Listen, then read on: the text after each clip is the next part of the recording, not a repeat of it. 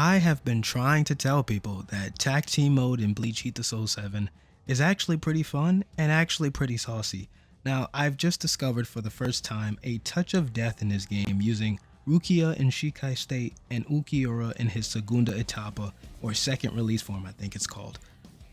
The thing is, it is a true touch of death in the sense that if I touch you with this, you die, but it doesn't work on all characters.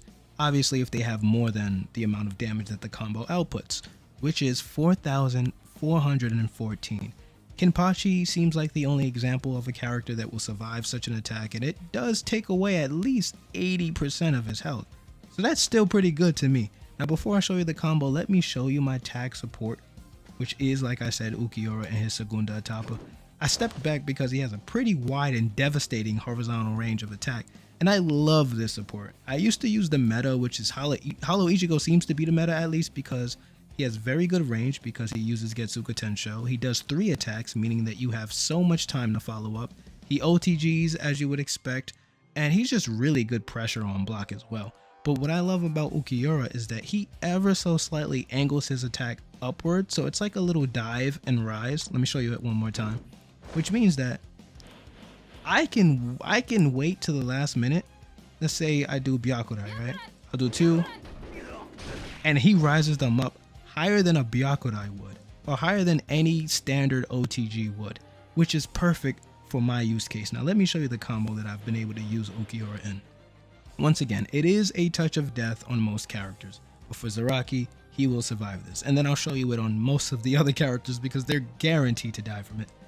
It is a tricky combo, I'll admit that. I spent 3 hours trying to find variations to optimize the damage and to get characters to actually die, and I finally settled on this, but I might not get it perfect on the first try.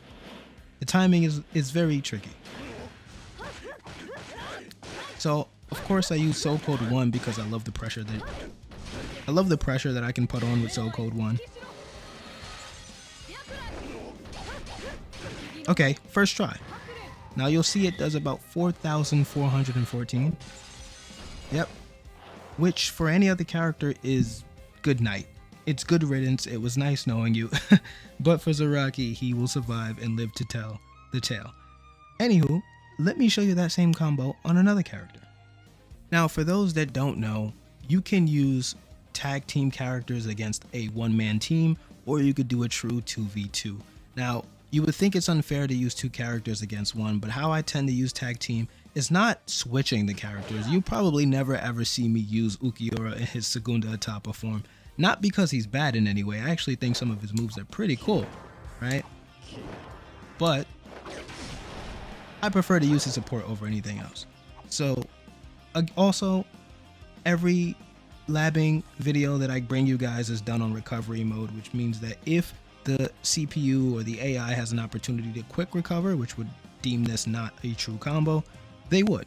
In this combo, they are unable to recover if I actually get the timing right. So let me show you the combo now. So like I said, I like to use Soul Code 1 because it allows me to push them back and start a combo. And then we go right into madness.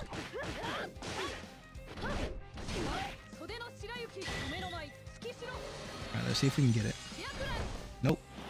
So another thing to note is that you can't guarantee that the side that you started that special in is the same side that you'll be able to follow up in. Usually it's the opposite direction, but it doesn't always turn out that way, especially in tight spaces like the corners or up against the wall. The game would just automatically decide which side the opponent should be falling back in, I guess. But let's try it one more time.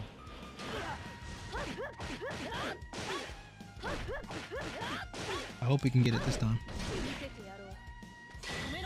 So far, so good. Yeah, he's dead. He can't survive that. He's not strong enough. So he doesn't have enough health to survive that combo. Let's try it on some other characters. Is it just me, or does Berrigan seem like the kind of character that would have unlimited defense? So let's try the combo on him and see if he survives.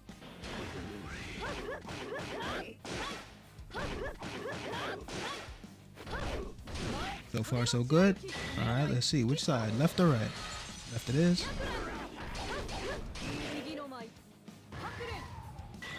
Yep, he's somewhere in the middle.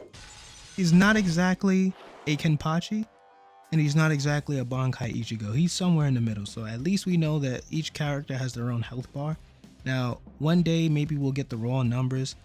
This is giving me enough data to see if there's ways to extend the combo. Maybe I could kill Barragan, but I don't think there's a way that I can currently kill Kenpachi without cheesing, right? I don't want to cheese. I don't want things to look like I'm just pressing the same buttons, because that's not a cool way to play. But maybe I can do 3 of this string here with the bind, but not in rapid succession on some lame shit. I'm thinking break it up, maybe with the Byakudai.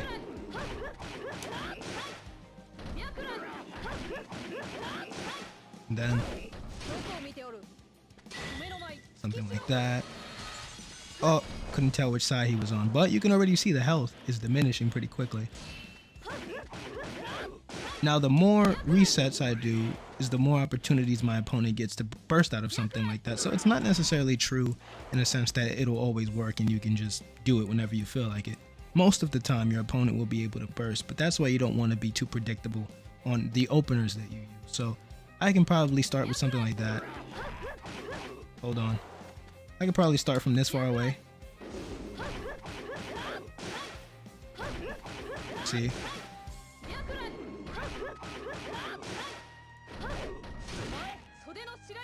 So that's pretty good.